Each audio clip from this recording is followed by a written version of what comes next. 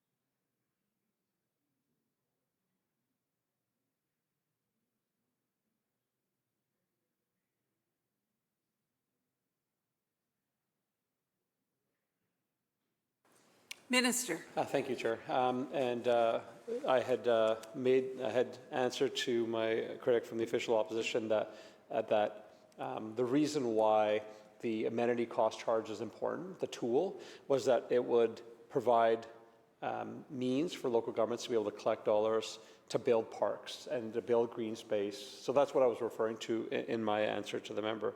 Now, there is flexibility in the small-scale multi-unit legislation for local governments to make some adjustments, but it can't be unreasonable.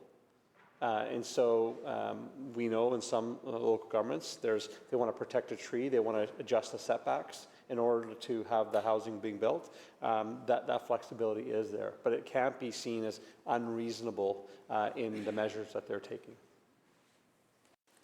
Member. Yeah, thank you. And I guess I just want to just draw the distinction, and perhaps my colleague was wanting to draw the distinction between building new parks and planting new trees and the fully old trees and the actual cover that an old tree provides that a young tree won't be able to provide for at least 60, 70, 80 years in some cases. The clarity in this, and I appreciate the minister, I think, drawing more clarity in the response, that there is space for trees to be protected as long as it's not unreasonable.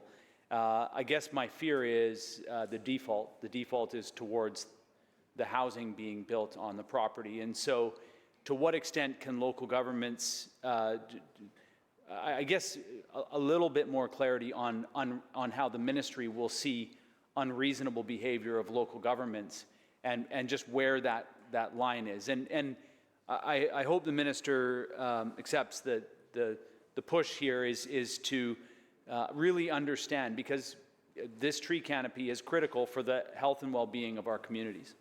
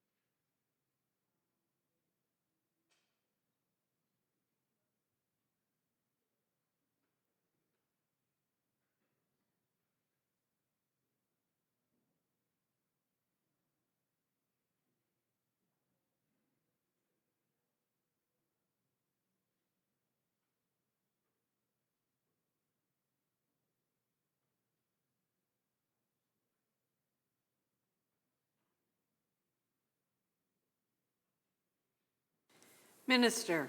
Thank you, Chair. It's important. The way that communities go about the work they're doing is through the site standards document. There was a lot of attention paid to the site standard document. I can share with the member that we brought in a lot of experts in this space. In fact, a gentleman, Mark Holland, who is, he's won awards. He was named BC Planner of the Year. He is a Queen Diamond Jubilee winner because of his work around sustainability and sustainable building. He's from Vancouver Island University. We brought in professionals like that helped us create the site center document so we could address all the nuances that, that come with planning and ensuring that we have sustainable communities. And so the site center document is the guiding document that we've given to communities that has the flexibility in there for them to be able to make the decisions on the ground. Member. Appreciate that, and I thank the Minister for the further information as we've asked these questions. I think that it's important for community groups to understand that there is built-in mechanisms that that local governments can look at and utilize for potential threat to the tree canopy.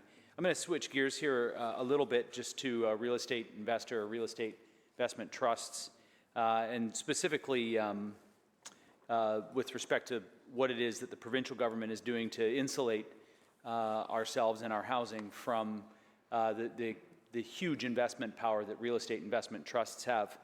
According to data released by the Bank of Canada, investors were responsible for 30% of home purchases in the first 3 months this year, up from 28% in the first quarter of last year and 22% in the same period of 2020. Investors also acquired 49% of condos that have been completed over the past 5 years. It's nearly 50%, nearly half. So what is the ministry doing to combat investors, specifically the real estate investment trusts, from buying up market housing before first-time home buyers are able to get their foot in the door? Minister. Thank you, Chair. It's a fantastic topic, an important topic. I'll start with the Rental Protection Fund. As the member will know that we've started, the Rental Protection Fund has started to acquire buildings, purpose-built buildings. In Langley, a few weeks ago, we purchased 2 purpose-built rental buildings from REITs.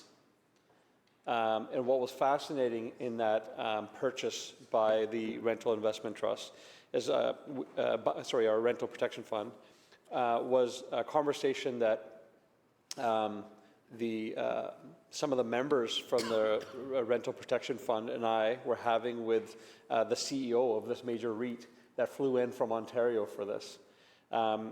He made it clear that their interest was no longer going to be in buying older buildings in British Columbia.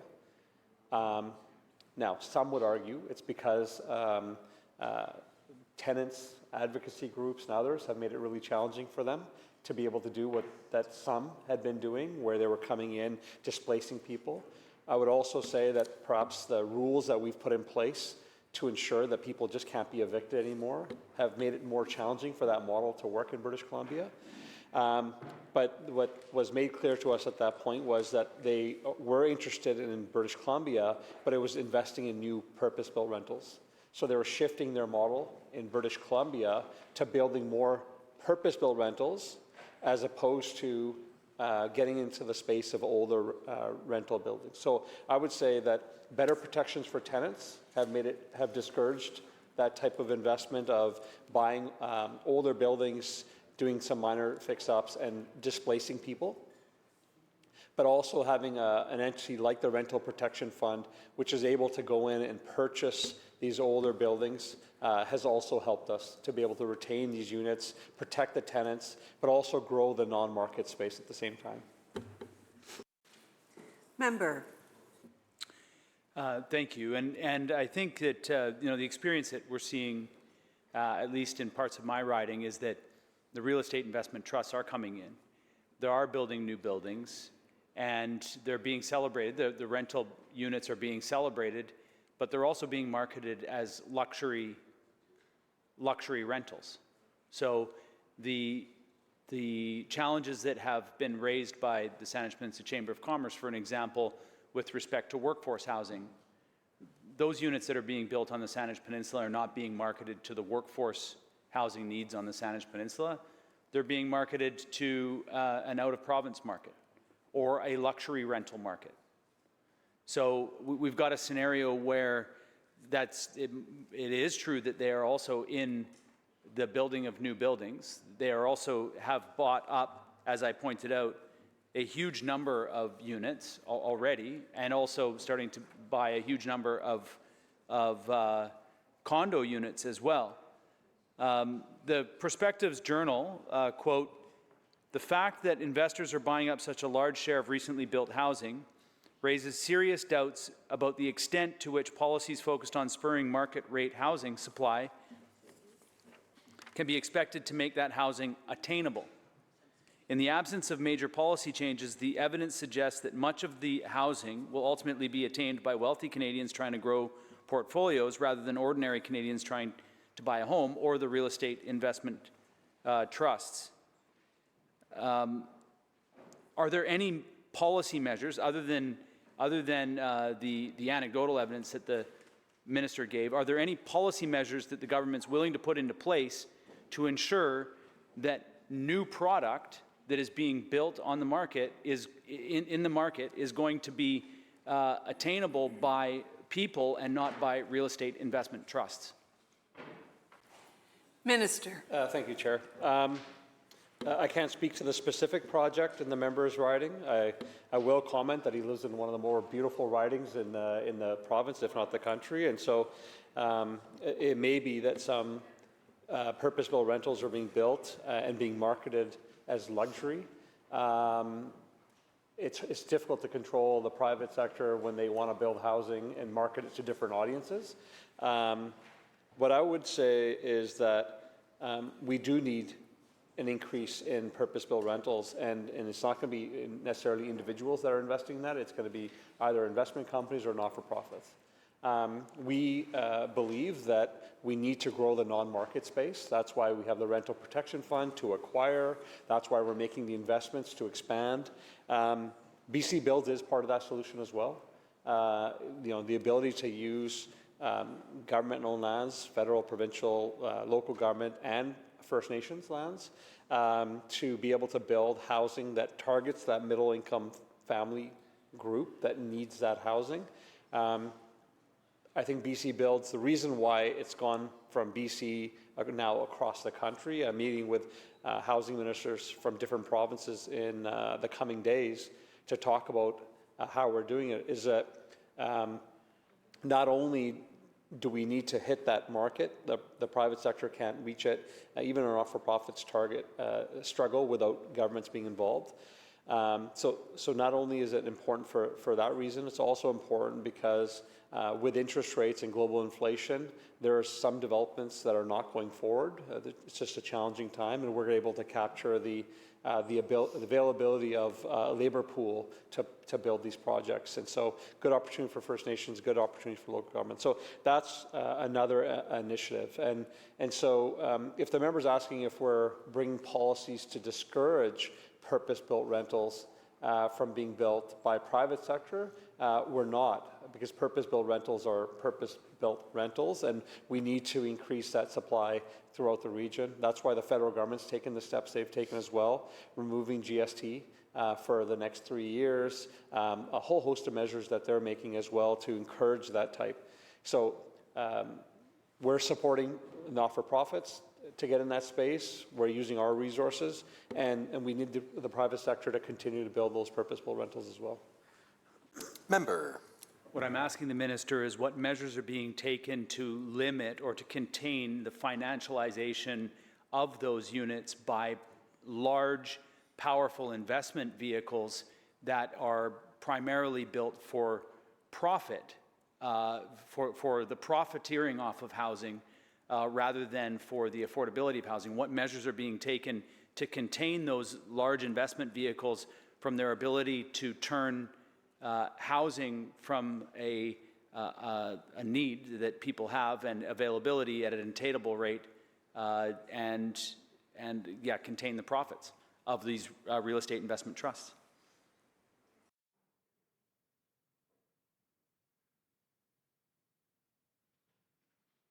Minister. Thank you, Chair.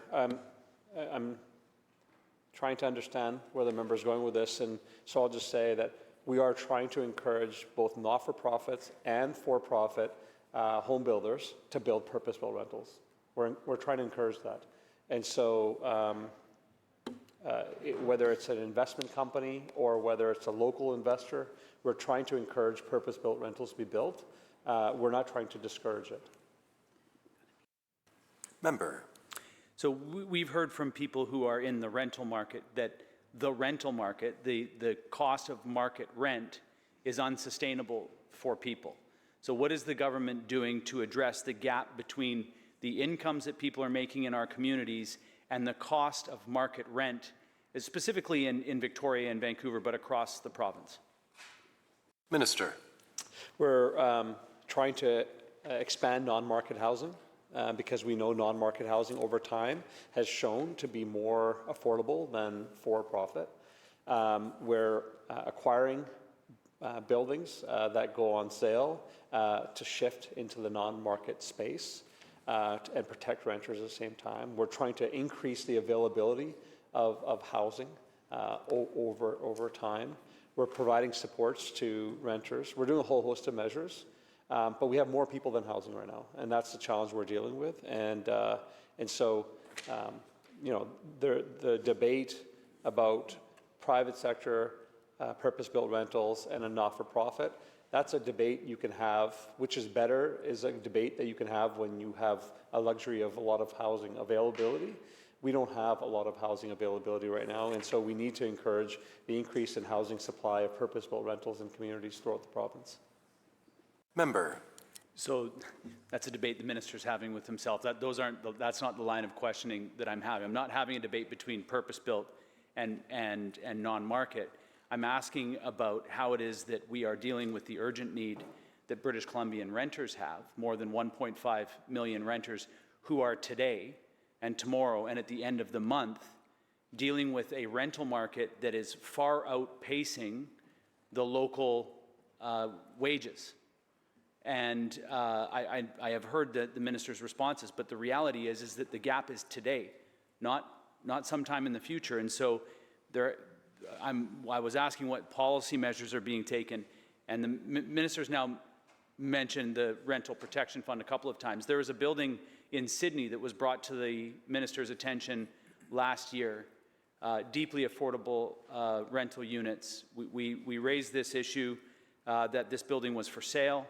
The Rental Protection Fund was being announced. It was very exciting that this building could be protected, and now this building has not been. Why is it that this building that has been, if this is the solution, why do we now have a situation where the minister highlights Sydney as being on the list of next 10 communities that are going to have to deliver housing for their residents, but yet it's been brought to their attention, to the ministry's attention, that here's a potential place to save deeply affordable.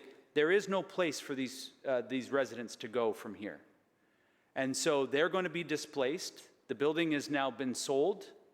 The opportunity was missed. And so here's the incongruency.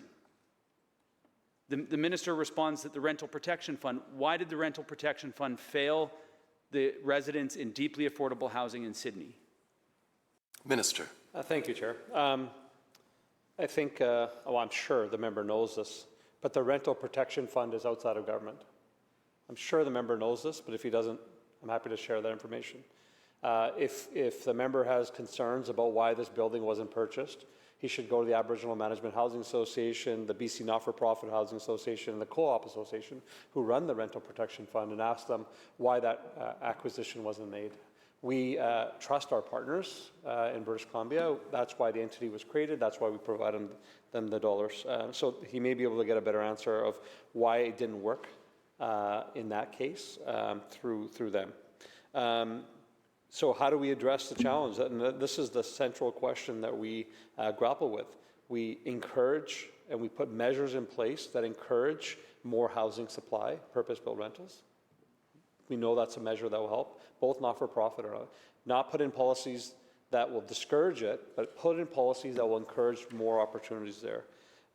We've got caps on rents in British Columbia. We've got things like speculation and vacancy tax, which people are investing in homes and leaving them empty. We're saying, no, we need that housing back. We're taking action when it comes to short-term rentals and saying we need that housing available for renters in British Columbia. So there's a whole host of measures we're taking to try to address this challenge. But fundamentally, we have more people than housing available. And so it's going to take time. But all the measures we've brought forward are to address this very question. Member. I appreciate that the fund and the decisions are being made elsewhere. The minister's used the rental protection fund several times now as a way to respond to the issue that we're facing of deeply unaffordable housing, and specifically for certain demographics who simply cannot afford to have their rents go up at all or be displaced at all. And as I said in my housing speeches earlier in this session, we are facing a large displacement from the housing policies that have happened. There will be a massive displacement of people who can ill afford to have their rent go up $1. They can't afford the rent that is existing in their communities today, never mind be displaced. And so we have this situation where it feels like the minister wants to have it both ways, wants to point to the rental protection fund as the solution to protecting the deeply affordable housing. And the market is going to be solving the problem by building more units, but they're going to come in, as I pointed out in my riding, and the minister's right, it's a very nice riding, but they come in because we don't have those projects being built where there's the non-market solutions that the minister also points to.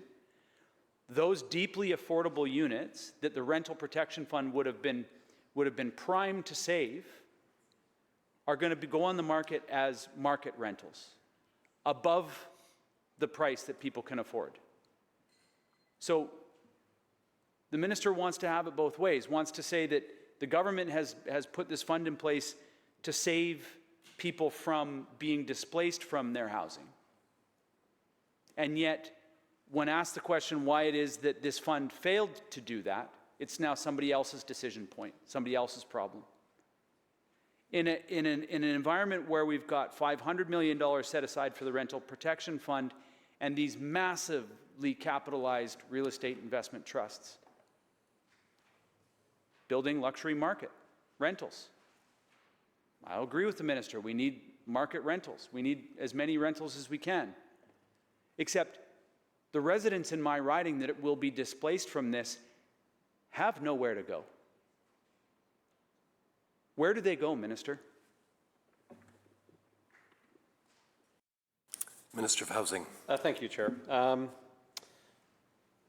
don't understand why rental protection fund, in the member's view, can't be part of the solution.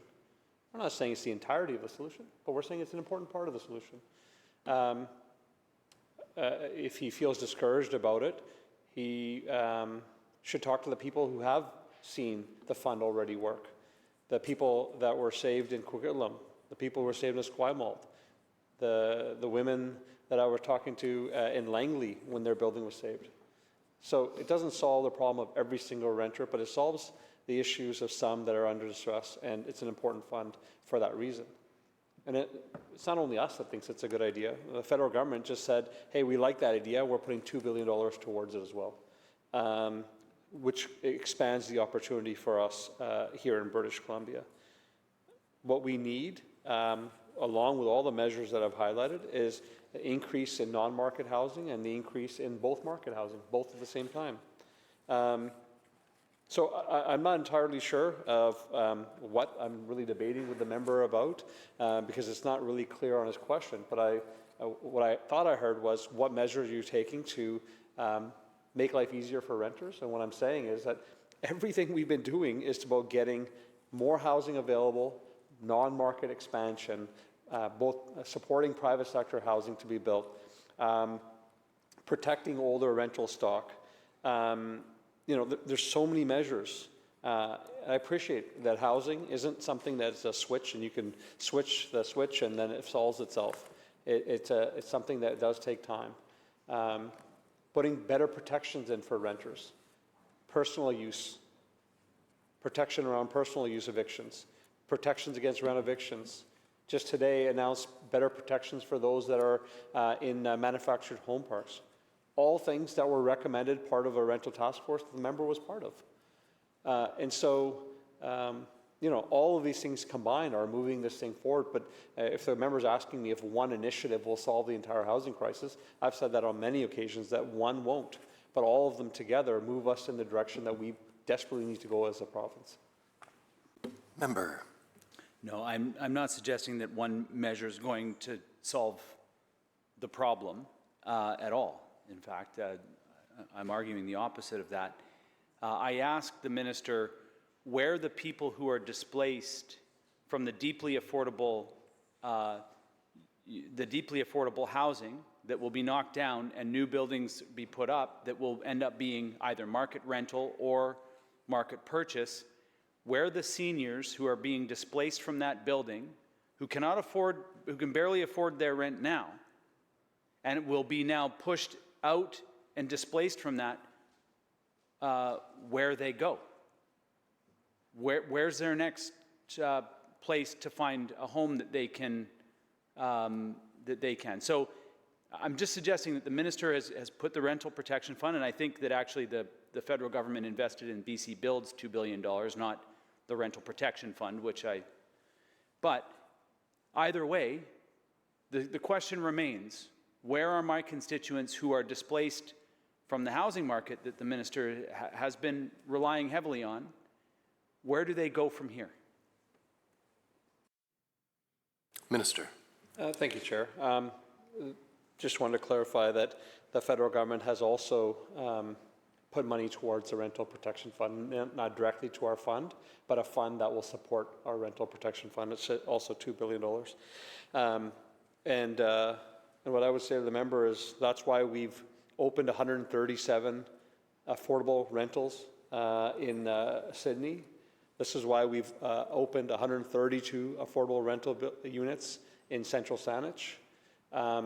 This is why we're making the investments we're making, whether it's through the Community Housing Fund, which we just announced another round, whether it's the Indigenous Housing Fund, which is closing May 15th. We're providing PDF funding for Indigenous-led projects so that they can do the work in advance. So again, I feel like we're spinning our wheels here. It's certainly a challenging time, but that's why we're increasing protections for renters through the RTB changes there. That's why we're increasing non-market housing, bringing some in, building some up. That's why we're encouraging the private sector. Everyone will have a role. The private sector will meet the need for some parts of our population. The not-for-profits, through the funding from BC Housing, hit certain demographics. The initiative of BC Builds hits a different demographic. We're trying to increase housing in all of those markets at the same time. Member. Thank you. We may and here be spinning our wheels on these issues. The constituents that I've talked to that are about to be displaced, their heads are spinning because they don't see where they will land. The units that the minister talked about are in no way equal to in terms of the cost to live in them. They are far, far higher than the deeply affordable units that people are being displaced from. And so to simply say that there's affordable units, we could spend the rest of my time talking about what the government's definition of affordable is. But the market right now is deeply unaffordable for the vast majority of people who are renting it or who are trying to purchase in it. I have to switch gears here as I've only got a couple of minutes left and just ask some questions about, and I've asked the minister in a couple of different ways over the last little bit about what the plan is for the Southern Gulf Islands. And I've talked about workforce housing issues, and the Saanich Peninsula Chamber of Commerce has got a fairly robust campaign right now on dealing with the fact that the businesses on the Saanich Peninsula, the housing that's being built, the volume of housing that's being built is not, as they put it, meeting the needs of the community that's there or the immediate needs of the community. And to even, I think, probably a more magnified extent, the types of housing that is being made available on the Southern Gulf Islands is also having a similar impact on the workforces there. And I recognize, and the minister and I have talked a lot about the Islands Trust Act, a lot about the rural communities. I think that we both understand the deep challenges that are there from a governance perspective in terms of being able to provide housing for people, but the communities there need to have solutions that fit the community. So how is the minister going to be working to solve, and it's all scale and scope, it's a smaller scale on the Southern Gulf Islands, but the scope of the problem is magnified because a few people on the Southern Gulf Islands is equivalent to many thousands of people in more urban areas. So part of the challenge is that BC Housing and the ministry doesn't do small numbers very well. They like to do large numbers. The CRD likes to build large numbers. What is the solution for communities, specifically the Southern Gulf Islands, but communities like the Southern Gulf Islands?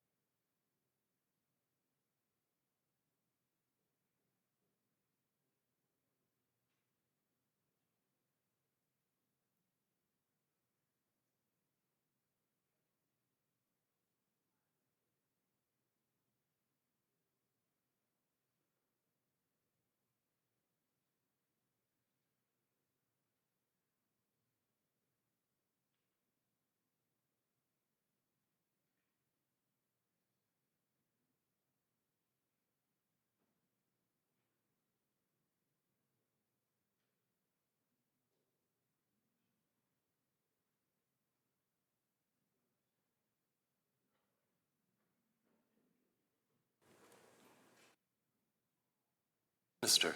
Thank you, Chair. And yeah, I do appreciate the member coming to me multiple times to talk about the housing challenges in his community, and I think we've had some good conversations about that.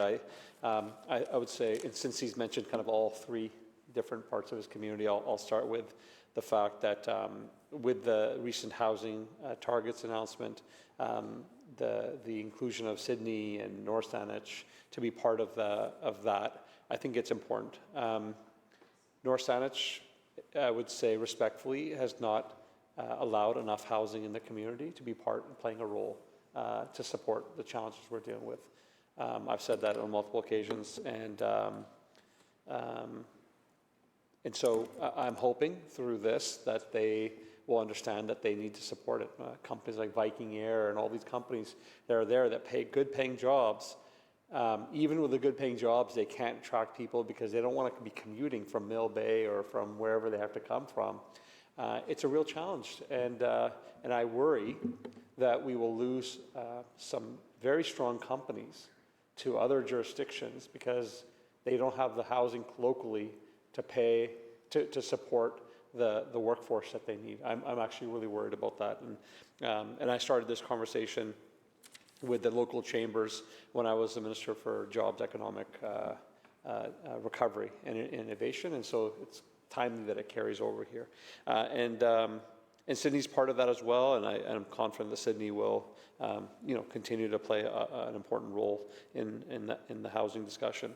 And the challenges in Salt Spring are real. I will say to the member that I wouldn't necessarily agree with his characterization that BC Housing doesn't do smaller projects. I mean, I was sharing earlier that we've got, we just did, I think it was 10 units in Kaslo. We've just opened up 14 in Valemont. And so it just does vary community to community. We did Paisley Place, 24 units in Gabriola. And so, every community, the Gulf Islands can apply for CHF funding. and that is available to them if partners were able to find a good parcel of land to do that. The other thing I'll add is that if these local governments identify lands that they have, that they want a workforce housing, there is the opportunity with BC Builds for them to come forward. And some good, strong local First Nations partners, I think, are a good opportunity as well through the Indigenous Housing Fund. And for some community organizations that struggle because they don't have the resources to do the work to prepare for an application, that's a good time now to partner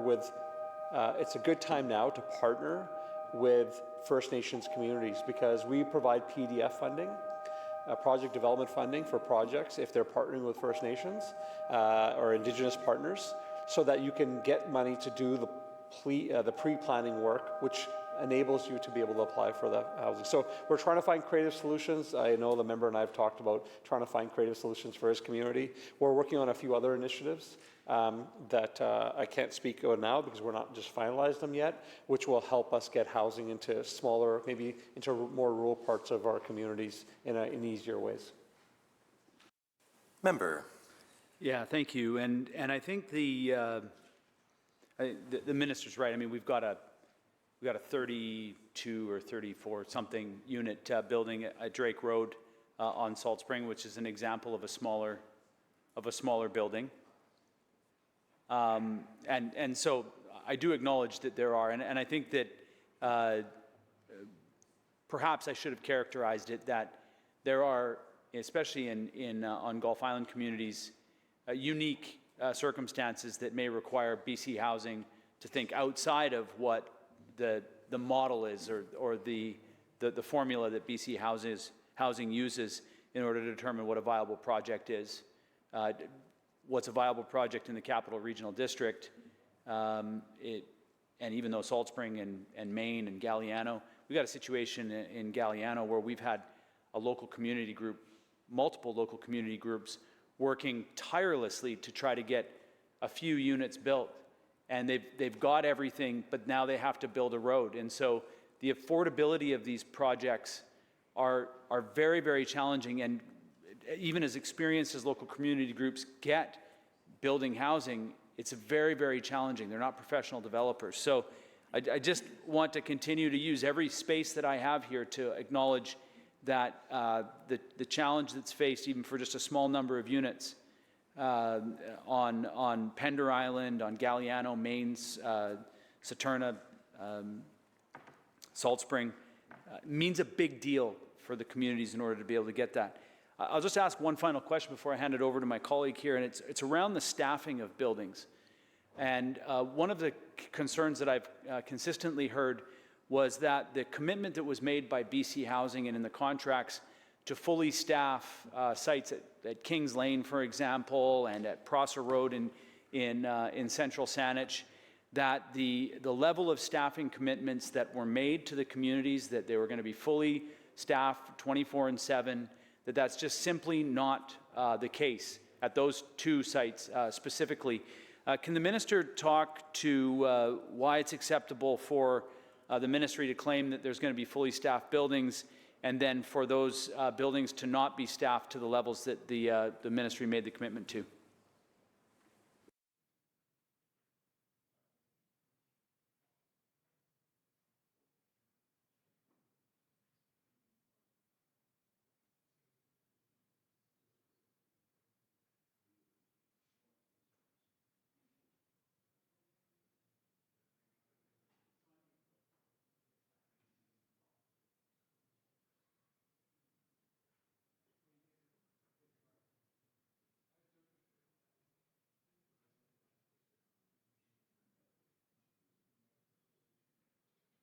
Minister.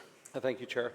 Part of the operating agreement with the not-for-profit partners and the funding that goes to them is with the commitment that they have two staff, two FTEs, 24/7. Usually that's 6 to 8 staff that they need for that.